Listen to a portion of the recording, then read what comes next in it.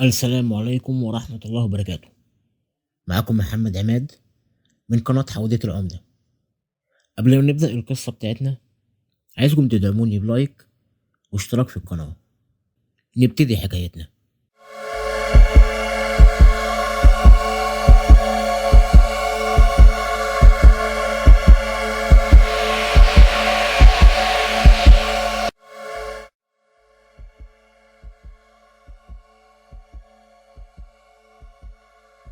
بتعمل ايه يا احمد؟ الساعة بقت 2 بالليل يا ابني. مفيش يا ماما، قعدت شوية كده على الفيس وهنام. طيب يا حبيبي، ابقى اقفل النور بس قبل ما تنام. حاضر يا ست الكل. ايه ده بقى؟ ايه الجروب ده؟ اسمه غريب قوي. حدد مصيرك بزهر الطاولة. ايه الهبل ده؟ ايه ده؟ حدد مصيرك بطاولة الخشب. لو مش مصدق اكتب تم وانا افرجك. ايه الهبل ده؟ طب اهو تم. بعد اقل من دقيقة جاله اشعار بكومنت: الشتا داخل يا عمنا، الغطا كويس. احمد مردش. جاله كومنت بعديه على طول: مش الست الوالدة قالت لك اقفل النور يا احمد؟ ايه الكلام ده بقى؟ ده يصاحبني ده ولا ايه؟ وبعدين اكيد يعني صدفة. انا زهقت، انا هنام. وقف احمد علشان يقفل النور. تصبح على خير يا امي. ما جالوش رد، فقال لنفسه اكيد نامت. تاني يوم الصبح صحي من النوم على صوت والدته وهي فاتحه الباب وبتدفع فلوس لحد. مين ده يا ماما؟ معرفش يا حبيبي، طرد جايلك من الشركة. انت طلبت حاجة اونلاين؟ لا ما طلبتش حاجة. ده اكيد يعني غلطان. غلطان ايه؟ اسمك والعنوان على الطرد. انا استلمته. سلام بقى عشان انا رايح الشغل.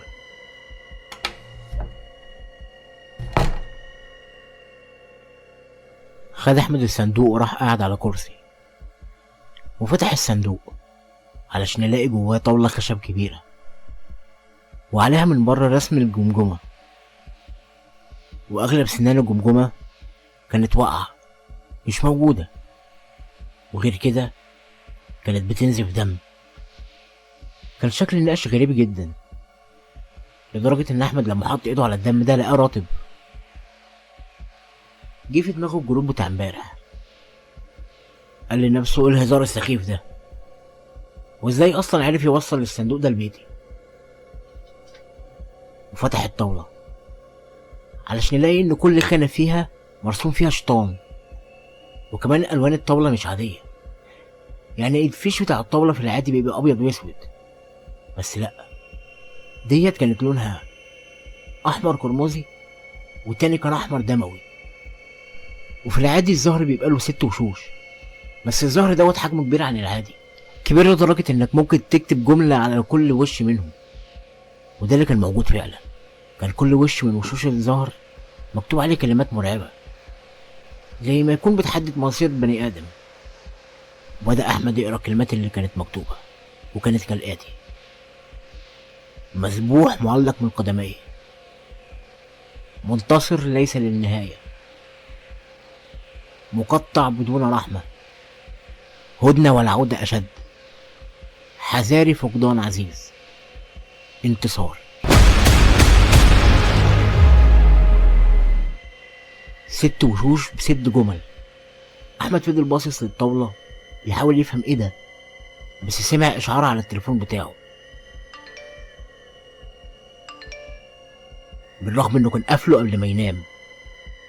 ساب احمد الطاولة وراح يدور على التليفون بتاعه، ولقى فعلا ان التليفون مفتوح، ولقى اشعارات فيسبوك كتير جدا. بس بيفتح الاشعارات ديت عشان يكتب اي كومنت، بس لقى ان البوست نفسه مش موجود، في حد حذفه. حاول يوصل للجروب نفسه بس برضه مفيش فايدة، ملوش اي وجود، زي ما يكون امبارح اصلا كان حلم وكل ده محصلش. راح مرة تانية للطاولة وفضل يلمس البروز اللي فيها ويشوف الملمس الخشب بتاعها مع الدم اللي موجود عليها ده. فجأة جات له رسالة على الموبايل، والرسالة كانت كالآتي: ليك إنك تختار وقت المباراة وتحديد المصير، يا إما هختار أنا. قال لنفسه دي نكتة بقى ولا إيه؟ طب حد عامل فيا مقلب مثلا؟ وقال لنفسه خلاص هرد المرة دي، وكتب الرسالة دي: المباراة بعد 2 سنين من دلوقتي، ها ينفع؟ وجاله الرد: تم الاتفاق، هشوفك كمان 2 سنين واتمنى تتعلم كويس. احمد ضحك من الرسالة اللي مكتوبة دي وجاب كرتونة كبيرة عنده كده حط فيها الطاولة وحطها في الدولاب بتاعه في مكان كده امه ما تعرفش توصل له يعني. وقال لنفسه لما نشوف بقى مين من العيال اصحابي اللي عمل فيا المقلب ده، لانه كده يسأل على الطاولة بتاعته، اصل حاجة زي كده اكيد غالية جدا ومتكلفة ومصنوعة له عمولة كمان. مفيش غيره، هو الواد رامي المستريح ده. تمام، لما اشوفك يا رامي الكلب. وتاني يوم احمد نزل راح الجامعة. نسيت اقول لكم انه بيدرس في كلية الهندسة وعنده صحاب بس قليلين لانه ما بيحبش التجمعات الكبيرة. ولما راح الجامعة شاف رامي قال له: ايه يا عم اتأخرت ليه كده؟ ده المدرج اتملى. يعني مش عارف يا رامي؟ بسبب الطاولة الزفت بتاعتك دي.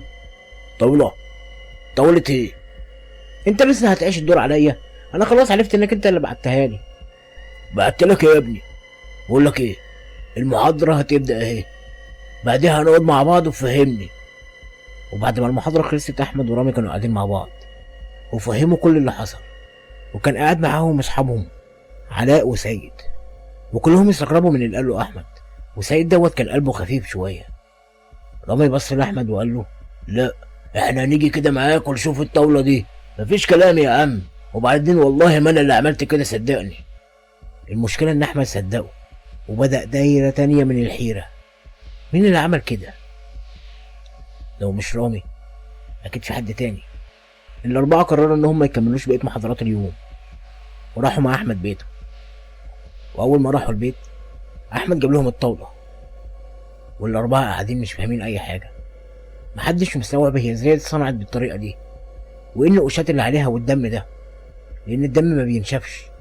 وسيد طبعا ابو قلب خفيف فضل يترعش وقال لهم: لا انا همشي يا جدعان، بعد اذنك يا احمد، السلام عليكم. وفعلا سابهم ومشي. وبعد كلام كتير مع بعض التلاتة قرروا ان هم يدوروا على اي حاجة توصلهم جات لهم ازاي او مين بيصنع طاولة بالشكل ده. واتفقوا ان كل واحد لما يروح هيقعد على النت عشان يدور. ورامي وعلاء مشوا واحمد قاعد لوحده مع والدته، وكان عامل حسابه يعني انه ما يحسسهاش ان في اي حاجة غريبة. وبالليل احمد جاله رسالة جديدة على تليفونه رغم انه برضه كان قافل التليفون. ونص الرسالة كان كالآتي: شكرا انك دخلت 3 لاعبين كمان، انت كده كسبت نقطة لما تيجي تلعب، والنقطة دي ممكن تبقى السبيل لنجاتك. وتاني يوم الصبح كل واحد من اصحاب احمد جاله برضه طرد، وكان جواه طاولة زي اللي جات لاحمد بالظبط. واول ما كل واحد فيهم استلم الطاولة جات له رسالة على التليفون: ليك انك تختار وقت المباراة وتحدد مصيرك، يا اما انا اللي هختار. نفس الرسالة اللي جات لاحمد. وتاني يوم الاربعة كانوا قاعدين مع بعض في الجامعة، ما بين اللي خايف وما بين اللي شاكك في احمد، والتالت بقى ابو قلب حديد اللي ما بيخافش من حاجة، رامي. وقال لهم رامي: ايه، حد فيكم رد على الرسالة؟ سيد رد وقال لهم: انا ما ردتش، انا خايف ارد اصلا، ولو رديت هقول ايه؟ مصيبة ايدي اللي خلتني فيها يا احمد. علاء قال له: مالك يا سيد، في ايه؟ استهدى بالله كده، لو الموضوع هزار هيبان في الاخر وشكلك هيبقى وحش قوي يا صاحبي.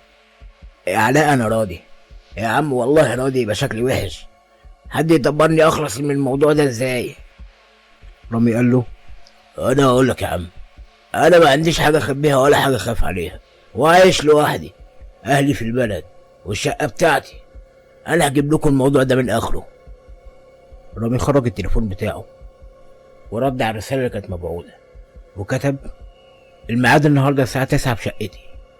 اول ما الرساله اتبعتت جاله الرد على طول: تمام، هتوصلك رسالة بقواعد اللعبة وتحديد مصيرك قبل الميعاد. رامي وراهم الرد بتاع الرسالة وقال لهم: ها، حد هيجي معايا بالليل؟ سيد بص لرامي بصت وداع كده، وبعدين خرج التليفون بتاعه وقال لهم: طيب تمام، طالما الوقت بتاعي يبقى انا حر في اختياره. وبعت رسالة: عايز الوقت بتاعي بعد 50 سنة، تمام؟ وجاله الرد على طول: تم الاتفاق وليك حرية الاختيار. سيد فرح بالرسالة بتاعته ديت، وقرر ان هو هيخلص من الطاولة، وقال هيرميها في اي صندوق زبالة. وبص لهم وقال لهم: اعذروني يا شباب، انا ما بحبش اتكلم في الحاجات دي حتى لو مقلب، انا مش معاكم ومش جاي بالليل، سلام. وسابهم ومشي. واحمد قال لعلاء: ها يا علاء، ما فاضلش غيرك انت، هتعمل ايه؟ بص يا احمد، انا هشوف اللي هيحصل مع رامي وبعدين ابعت الرساله بالرد. يلا نتقابل كلنا بالليل عند رامي. وعلى الساعه 8 بالليل احمد قال لامه ان هو رايح عند رامي وممكن يتاخر عنده شويه. وقبل ما ينزل من البيت كلم رامي، قال له انه هيبدا يتحرك اهو، وساله يجيب الطاوله بتاعته معاه ولا لا. ورامي بعد تفكير قال له: لا بلاش، كده كده انت بعدك بعد سنتين يا عم احمد، تعالى لوحدك وخلاص ما تجيبهاش. رامي قفل التليفون مع احمد ولقى رساله جايله على موبايله بتعليمات اللعب. الرساله كان مكتوب فيها: انت هترمي الزهر الاول، ونصيبك هيكون اللي مكتوب على وش الزهر، وبرقم الزهر هيتحدد الشيطان اللي انت هتواجهه، غالب او مغلوب بقى ده قدرك. ولعبه جديده برميه جديده هتنقذ روح وتشفي جروح، وانتهاء اللعبه هتبقى بوش الزهر اللي مكتوب عليه انتصار، غير كده انت هتبقى اسير لشياطين الزهر. رامي فتح الطاوله وبدا يبص على اشكال الشياطين اللي مرسومه اللي المفروض ان هو هيحاربهم. عاد وقرا الجمل اللي مكتوبه على كل وش من وش الزهر تاني، بس من جواه كان بيتمنى ان كلمه انتصار تبقى اول رميه ليه. مفيش دقايق واحمد وعلاء وصلوا، والتلاته قرروا يحضروا للعبه. بدأوا يجمعوا سكاكين وكل حاجة ممكن يدافعوا بيها عن نفسهم. الرعب بدأ يخيم على المكان، وأول ما الساعة بقت 9 الطاولة اتفتحت لوحدها، وبدأ يحصل اهتزاز بسيط كده في البيت، وجالهم صوت أجش مرعب، والصوت كان بيقول: أهلا يا رامي، علشان تكون المباراة عندنا لازم نحذف العناصر المتطفلة في وسطنا. وفجأة بدون أي مقدمات أحمد وعلاء لزقوا في الحيطة، كانوا مربوطين بسلاسل تخينة جدا، ورجلهم ما كانتش واصلة للأرض، وبقهم كان متكمم. بلع رامي ريقه بالعافية ومسك الزهر ورماه على الطاولة، والزهر فضل يتدحرج قدامه، وقلب رامي كان عمال ينتفض من الرعب، بس كان مبين كده ان هو ماسك نفسه عشان اصحابه ما يقولوش عليه جبان. لكن اللي كانوا متأكدين منه ان الموضوع مش مجرد لعبة وخلاص. والزهر وقف على الوش التالت وبص عشان يقرا اللي مكتوب: مقطع اشلاء بلا رحمة. فجأة الشباك اتفتح ودخل منه دخان اسود، وفضل يدور في الأوضة، وبدأ يتشكل على هيئة الشيطان التالت اللي مرسوم على الطاولة. كان جسمه اسود وشبه القرود، وعينيه زي ما يكون من نار، وديله أحدب وطويل جدا ومدبب من آخره، وجسمه كان متغطي بالشعر. وبدأ يتكلم وقال له: دلوقتي مصيرك يا رامي، دلوقتي هتعرف هي دي لعبة ولا حقيقة. ارتبك رامي من اللي شافه، بس فضل ماسك نفسه، وكان ماسك في ايده سكينة كبيرة، وبدأ يهجم على الشيطان دوت. والشيطان كان عمال يتنطط زي القرود. واحمد وعلاء كانوا شايفين اللي بيحصل دوت وعمالين يحاولوا يخلصوا نفسهم من الرابطة دي، بس ما كانوش قادرين. وكان قدامهم في معركة ما بين الشيطان ورامي، ورامي قدر يضرب الشيطان دوت بالسكينة في دراعه. والشيطان قال له: يا غبي، انا جوميز، حد زيك انت يعمل فيا انا كده؟ رامي كان تعب من كتر الخناق ما بينه وبين الشيطان جوميز دوت، ولما شاف الجرح اللي هو عمله له في ايده وعمال ينزف، كان بينزف مادة سودة لزجة. رامي ضحك وبص لأحمد وقال له: شفت بقى، صاحبك ما بيهمهوش حاجة. أحمد عينه وسعت على الآخر، وكان بيحاول يطلع أي صوت، بس ما كانش عارف بسبب الكمامة اللي على بقه. علشان رامي ياخد باله فجأة جوميز لف ديله حوالين رامي، بدأ يعصر فيه كأنه ورقة شجر. بدأ هو ماسكه بديله يخبط فيه يمين وشمال وعلى الأرض وفي الحيطة، بس أحمد عرف يتخلص من الكمامة اللي على بقه وقال لرامي: امسك الزهر يا رامي وارمي الدور اللي بعده، هو ده الحل. بس رامي من كتر الضرب كان شبه متخدر، مش قادر لا يركز مع كلام أحمد ولا مع أي حاجة، وغير كده إن الطاولة مش قدامه كانت بعيدة عنه. وجوميز لما حس إن رامي استسلم حدفه على الأرض، والشعر اللي على جسمه بدأ يتحول لحاجات عاملة زي السيوف، كانت حادة جدا وطويلة، وفضل يقطع بيها رامي. واحمد عمال يصرخ ويقول له: يا رامي فوق، رامي الحق نفسك بسرعة. رامي حس بالضعف وهو عمال ينزف، وبص لأحمد وهو يدوب سامع اللي هو بيقوله بس بسيط، وهو عمال كمان يقرب من الطاولة بس هو بيزحف. مسك الزهر وغمض عينه ورماه، والشيطان كان لسه يدوب هينزل السيف على رقبته، بس كل حاجة فجأة وقفت. ساعتها الزهر وقف، وكانت الجملة اللي واقف عليها الزهر: حذاري من فقدان عزيز.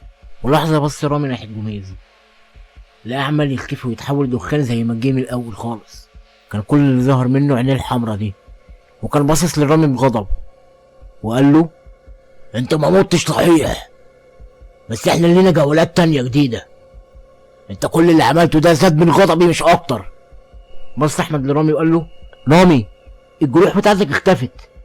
رامي حط ايده على جسمه واتأكد فعلا ان مفيش اي جروح، وبص لاحمد وقال له: لعبة جديدة برمية جديدة هتنقذ روح وتشفي جروح، هي دي القواعد بتاعت اللعبة يا احمد، يا اما يقتلني يا اما ارمي رمية جديدة على امل ان انا اكسب. وفجأة رجع صوت الأجش ده تاني وقال له: تمام، الجملة بتاعت ده كانت على الوش رقم 5، وكل اللي عليك دلوقتي انك تختار الضحية بتاعتك علشان نعرف اللي في قلبك، وخلي بالك اياك والمراوغة. رامي ما كانش قادر ينطق بأي كلمة، بس بص لأحمد زي ما يكون في عقله بيقول إن هو ده أكتر عزيز عندي. والصوت ده رجع تاني وقال له: تمام سمعناك، ضحيتك هو احمد. فجأة البيت كله بدأ يتهز، والشيطان رقم 5 بدأ يحضر عشان ينفذ المهمة بتاعته. وبدون أي مقدمات ظهر فجأة قدام وش أحمد وعمال يبصله وبيتفحص ملامحه، ونفسه بيطلع منه لهب، وعينه مضلمة زي القبر وعميقة جدا. جلده كان لونه أحمر، كان معمول من نار وجمر، وكان اسمه هيكار. وبدأ هيكار دوت يمسك بوش أحمد وبيحاول يحرقه ويتلذذ بالعذاب بتاعه.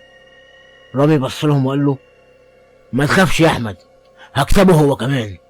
مسك رامي السكينة تاني وجري علشان يضرب بيها هيكار، بس طبيعة جسم هيكار مختلفة عن الشيطان اللي قبله، فما اتأثرتش بالسكينة خالص. فجأة هيكار ساب أحمد وبص لرامي وجري عليه ومسكه من صدره ورماه هدفه لآخر الأوضة علشان يتخبط في الحيطة وينزل مغمى عليه. وبص لأحمد وقال له: دلوقتي هكمل مهمتي يا أحمد. أحمد كان عمال يبص لعلاء على أساس إنه ينقذه، بس لقى علاء مغمى عليه بسبب كتر الرعب اللي شافوه. وهيكار بص لأحمد تاني وهو عمال يقرب منه ببطء شديد زي ما يكون بيتلذذ بضعفه واستسلامه. فجأة أحمد اتكلم وقال: هو مش المفروض أنا ليا فرصة أدافع عن نفسي زي رامي؟ مش المفروض تفكني وأقدر أحاربك؟ هيكار بص له وقال له: ما هي مش لعبتك علشان تحارب فيها يا أحمد، أنت بس ضيف، والضيف ضحية، اللي كان ممكن ينقذك مرمي هناك على الأرض أهو دلوقتي. أحمد بدأ يدمع، وفي لحظة عدى قدام عينه شريط حياته كله اللي هينتهي دلوقتي. هيكار ساعتها ايده اتحولت لجمرة كبيرة جدا من لهب، كان لسه يدوب هيرفعها عشان يخبط بيها أحمد. وأحمد بص لإيده المرفوعة دي وصرخ وقال له: استنى أنا عندي ميزة، أنا جاتلي رسالة عندي، في نقطة هتشفع لي عشان دخلت أصحاب اللعبة، أنا عايز أستخدمها، والله عندي ميزة. رامي فاق على صوت أحمد وهو بيصرخ كده، وهيكار رجع لورا زي ما يكون منتظر حاجة من اللعبة إنها تقولها له. البيت اتهز تاني، والصوت الأجش ده رجع تاني وبدأ يقول: تمام، انت نجيت علشان استهلكت الميزة اللي معاك يا احمد، ومبقاش عندك دلوقتي اي ميزة تانية. رامي بص لأحمد بصة استفسار وعتاب ولوم، ومش فاهم برضه حاجة وما نطقش بأي كلمة، بس مسك الزهرة تاني وبدأ يلعب وغمض عينيه وحدف الزهرة على الطاولة علشان يفتح بعد كده عينيه ويبص على الكلمة اللي مكتوبة على الزهر، ولأن اللي مكتوب انتصار. بص تاني ناحية الطاولة لان قشات اللي مرسوم عليها شياطين ديت عماله تختفي سنه سنه، وكل شيطان في مركز معين اختفى خالص، لغايه ما الطاوله اتحولت لطاوله خشب عاديه تاني زي اي طاوله، ابيض واسود ما فيهاش اي حاجه غريبه. ورجعت كل حاجه جديده في البيت، العفش اللي اتكسر من الخناقات مع الشياطين وكل البهدله اللي في البيت رجعت تاني اكن ما حصلش حاجه اصلا. رامي بدا يضحك وفضل يرقص ويقول انتصار انتصار، انا كسبت اللعبه، محدش هيقدر يقرب مني من الشياطين تاني. وهو بيلف لقى احمد وعلاء وقعوا على الارض والسلاسل اللي كانوا مربوطين بيها اتفكت، بس علاء كان لسه مغمى عليه. احمد قرب منه وحاول يفوقه، فضل يقول له علاء فوق، كل حاجه خلصت خلاص، احنا بخير، فوق يا علاء ارجوك. رامي قرب لعلاء من غير ما يبص حتى في وش احمد. احمد قال له في ايه يا رامي مالك؟ انت باصص لي كده ليه؟ والله شوف انت بقى، اللي يبيع حد من اصحابه يتبص في وشه تاني اصلا يا احمد. انت صدقته ولا ايه؟ ده شيطان، هصدق كلام شيطان؟ انا ما كنتش اعرف يا رامي، صدقني. اصدقك؟ هو انت اصلا مصدق الكلام اللي انت بتقوله يا احمد؟ انت اللي صرخت وقلت عندي نقطه علشان دخلت اصحاب اللعبه. الرساله جات لي امبارح والله، انا ما كنتش اعرف ان انا لما احكي لكم هتتورطوا. وبعدين تعالى هنا انت كمان، اشمعنى انا اللي اخترت ان انا يتضحى بيا؟ انا ما اخترتش، هو اول لما قال حد عزيز عليك مخي ما فكرش غير فيك انت يا زفت. والمفروض اصدقك انا كده صح؟ تصدق بقى ما تصدقش انت حر. انت مرة التلاتة معاك وكان ممكن اموت النهارده، وكل ده بسببك انت. انت حتى مش عارف مين ورا الحاجات دي ولا ايه الهدف منها، كله بسببك انت يا احمد. وبدا احمد ورامي يتخانقوا مع بعض وصوتهم بقى عالي جدا، لغايه ما علاء فاق، ما كانش فاكر اي حاجه من اللي حصلت معاه، وكلمه من هنا على كلمه من هنا ما بين رامي واحمد، وعلاء محتار ما بينهم، مره يحاول يهدي ده ومره يحاول يهدي تاني، وكان الاولى ان هو ينجي نفسه. واول ما الساعه جت 12 بالليل البيت بدا يتهز تاني، والصوت الأجش ده رجع من جديد، والطاوله اتفتحت تاني بس بنقوش لونها دموي وشياطين تانيه. بس المره دي ما كانش رامي هو الهدف، المره دي الشيطان رجع علشان حد تاني، حد ما كانش واخد باله ان كان لازم يرد على الرساله بتاعت الميعاد، وعلشان كده شيطان الطاوله هو اللي اختار، كان علاء. والصوت الأجش ده قال له دورك يا علاء، انا حددت الوقت بتاعك دلوقتي، انت كان عندك فرصة عشان تختار بس ضيعتها. يلا امسك الزهر عشان تبدأ، مش مسموح بالمتطفلين. والمرة دي أحمد ورامي هما اللي لزقوا في الحيطة واتكلبشوا تاني بالسلاسل الحديد دي. وعلاء بدأ يعيط وهو بيقول أنا مش هقدر يا أحمد، وأنا مش زيك يا رامي، ما بخافش، أنا عايز أهرب من هنا.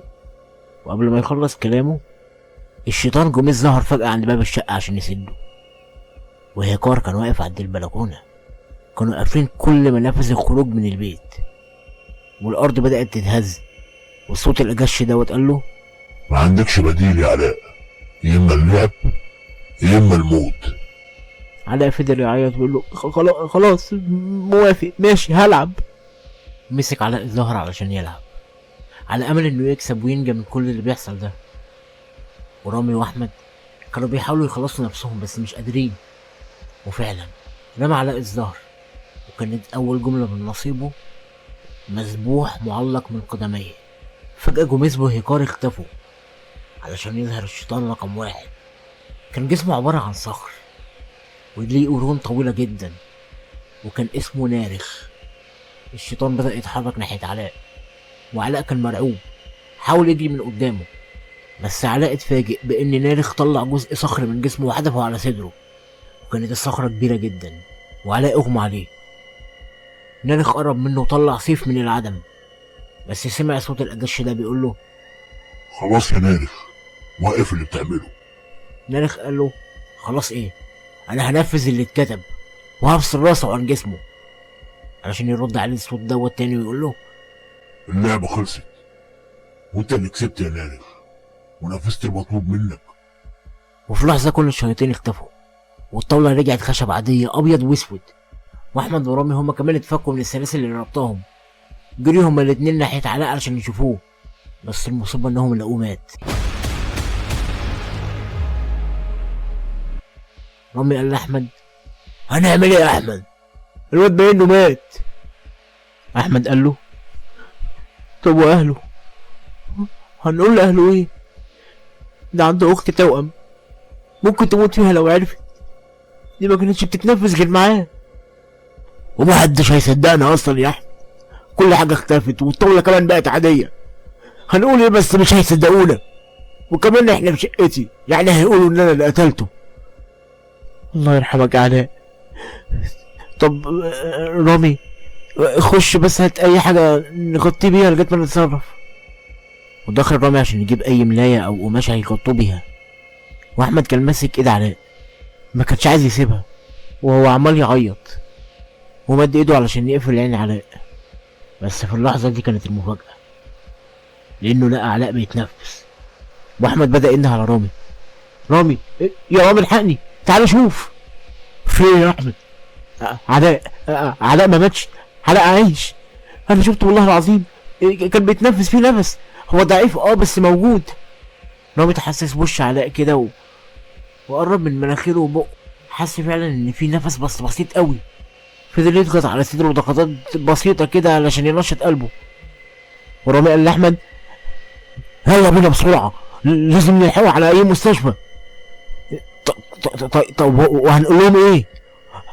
يا عم هنقول اي حاجه، هنقول العربيه خبطته، يلا بينا.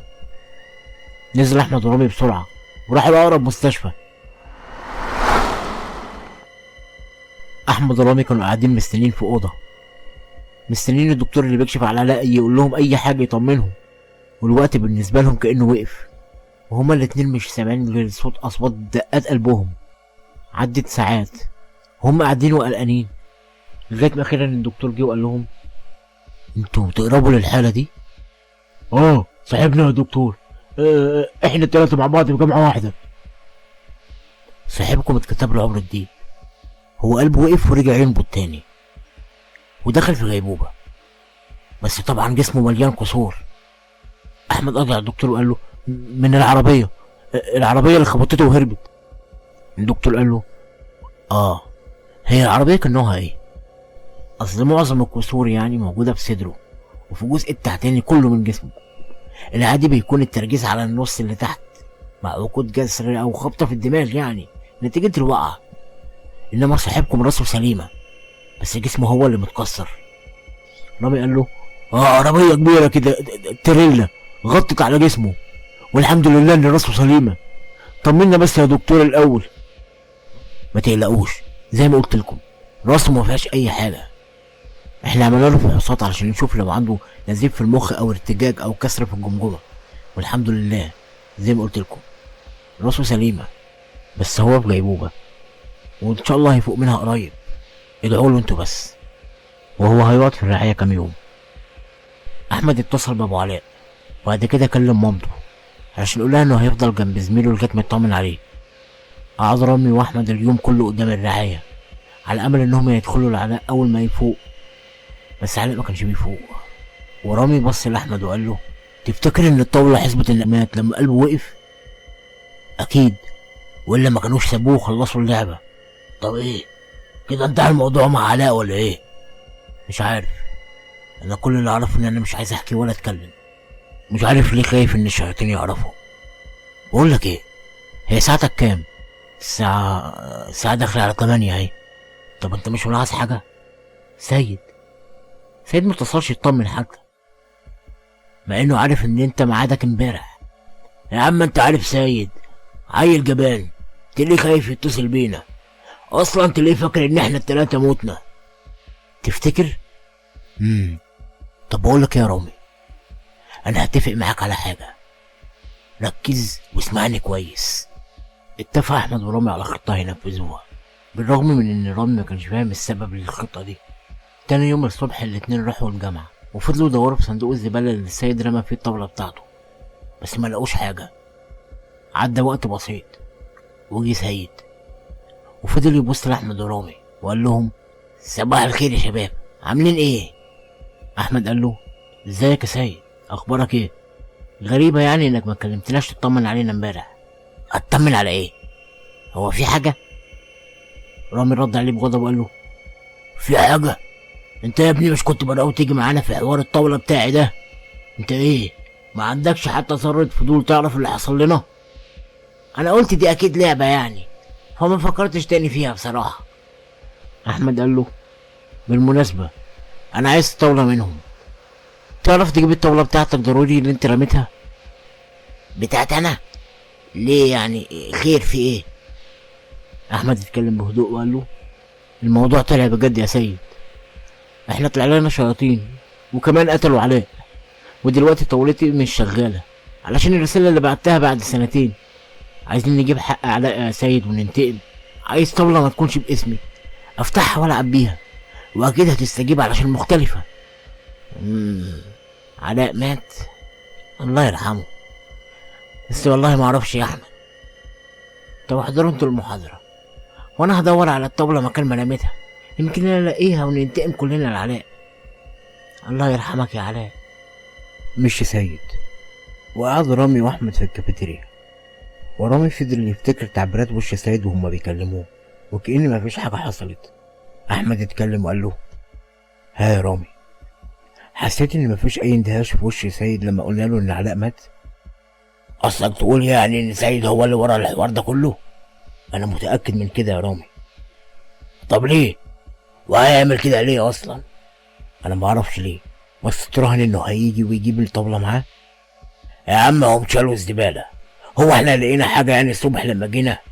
طب اصبر وهتشوف بعد المحاضرة اللي هيحصل. فضل رامي واحمد اخر اليوم من غير ما يعملوا اي حاجة، وسيد ما جاش. بس هما خارجين من الجامعة لقوه واقف قدامهم، واول ما شافهم قال لهم انا لقيت الطاولة يا جماعة، وبصراحة فكرت استخدمها علشان انتقم انا كمان لعلاء، بس احمد عنده حق، الطاولة ما فتحتش معايا ولا استجابت، وده اكيد عشان انا بعت الرسالة اللي انا قلت لهم فيها بعد 50 سنة دي. بس انا معاكم يا شباب علشان نجيب حق علاء. احمد بص لسيد وحط ايده على كتفه وسأله لقيتها فين يا صاحبي؟ لقيتها في مكان ما رميتها، الظاهر محدش شافها ولا جاله فضول اصلا، او اتغطت بزبالة جديدة، اصلها كانت تحت اكوام زبالة.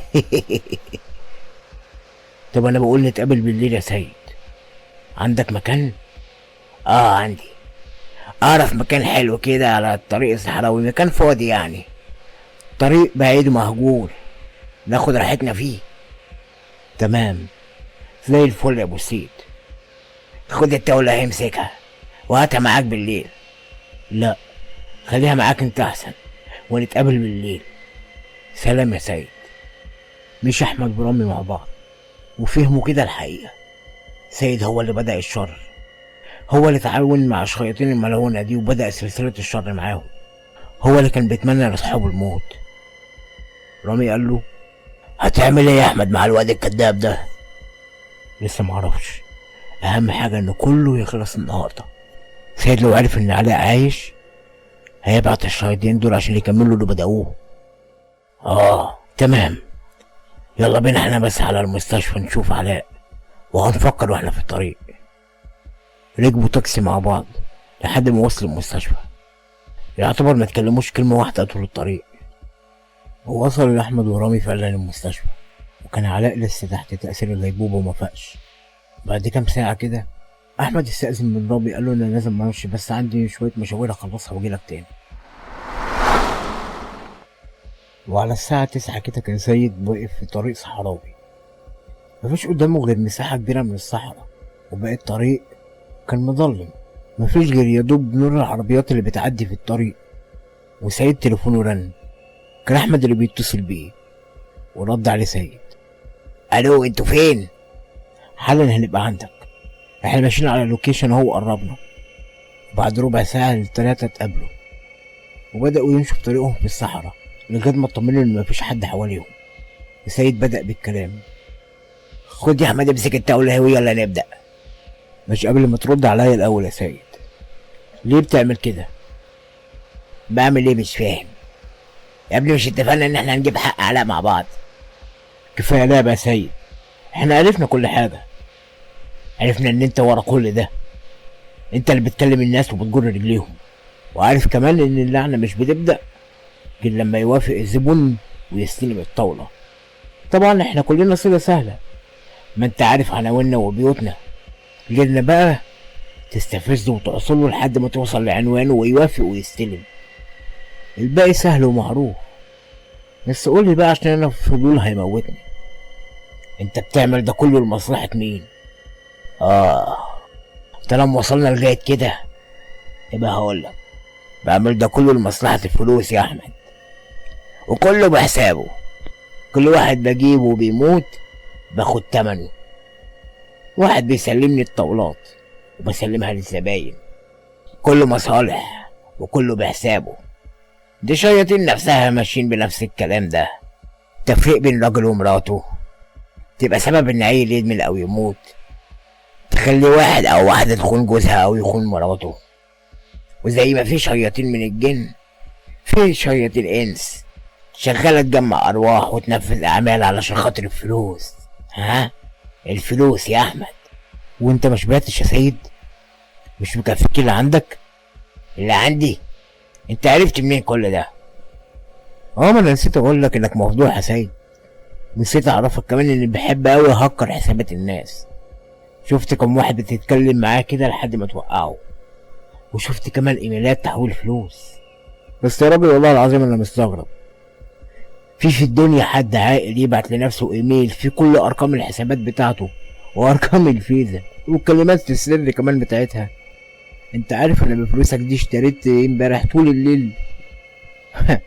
ولا بلاش عشان تتضايق. ايه اللي انت بتقوله ده يا احمد؟ انت عارف لو الكلام ده صح انا هعمل فيك ايه؟ ولا هتقدر تعمل حاجه. عفريتك دول خايبين، ما بيقيسوش غير اللي بيسمح ليهم وبس. والراجل بتاعك ده انت بالنسبه له ولا حاجه، يا دوب عيل بيجيب ناس وبياخد التمن وخلاص.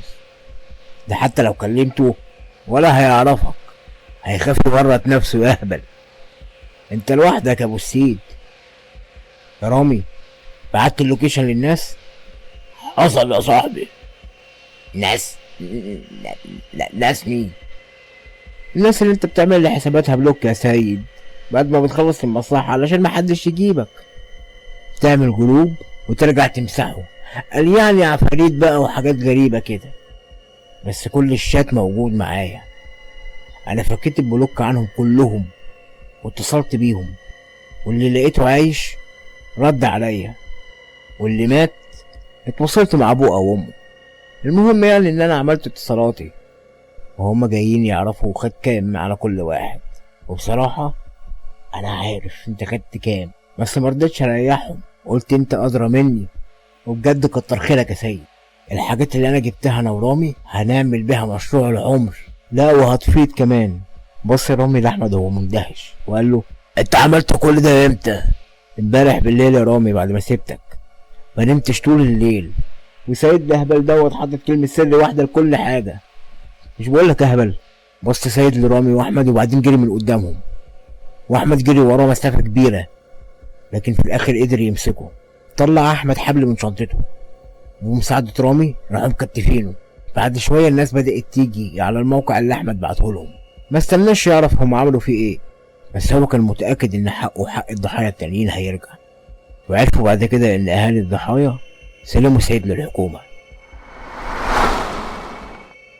وعدي السنة وعلق بقى كويس وفاق من الغيبوبة اللي كان فيها، وبدأ يعمل علاج طبيعي، واصحابه حواليه مش سايبينه، وكان رافض يسمع اي حاجة عن سيد بعد اليوم ده. بس اللي هم عرفوه ان اتحكم على سيد بالاعدام وتنفذ الحكم فعلا، وعلاء اتعافى وبقى احسن.